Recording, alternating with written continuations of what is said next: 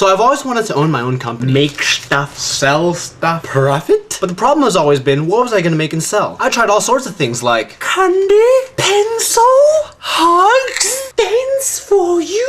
But this time I came up with something that I think is really gonna work, and I wanted to run it by you guys to see what you guys thought. Now I trust that you guys aren't gonna steal my idea, and that's why I'm sharing with you guys. But I promise you, once I make it big, I will hire all of you to dance for me. So now my idea is to get into girls' clothing. And this is why it's gonna be so profitable, and this is why it's gonna work. Pants versus skirts. First thing I'm gonna do is I'm gonna go out and buy a bunch of guys' clothes. For example, take a look at the standard pair of guys' jeans. Very sturdy, very well made. Now when a guy wears jeans, he typically looks something like this. Now pay attention into the amount of material that goes into these jeans. Compare that to a typical girl's skirt and how that's worn, which usually looks like this.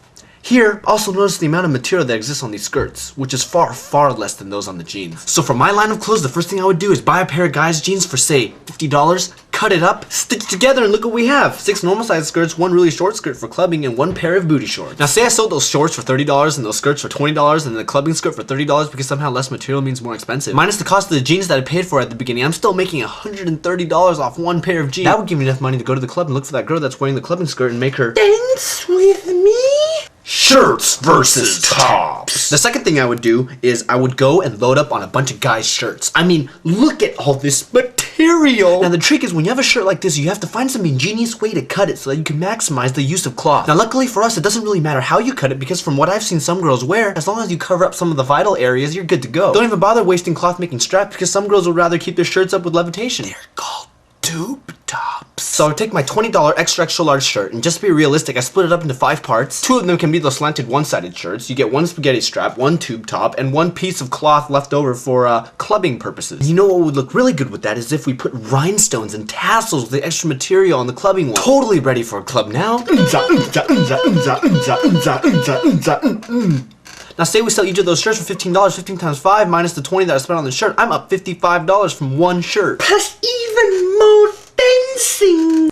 Undies. The last item of clothing I'm going to sell is probably the most profitable, and that's to start with a pair of guys' underwear, like boxers. So first you take those boxers and you cut up the elastic band into a bunch of parts, and then you divide up the rest of the material, and we end up with a bunch of thongs. Just like that, you multiplied your $10 boxers into 8, 10, 12, $5 thongs. Possibilities are endless. Say conservatively you made 10 and you sold them for $5 each, that's $50 and a $10 boxer. You've just made $40. So tell me, what do you guys think? Do you think this is going to work? And I was even thinking if this does really well, I might even move into fragrances.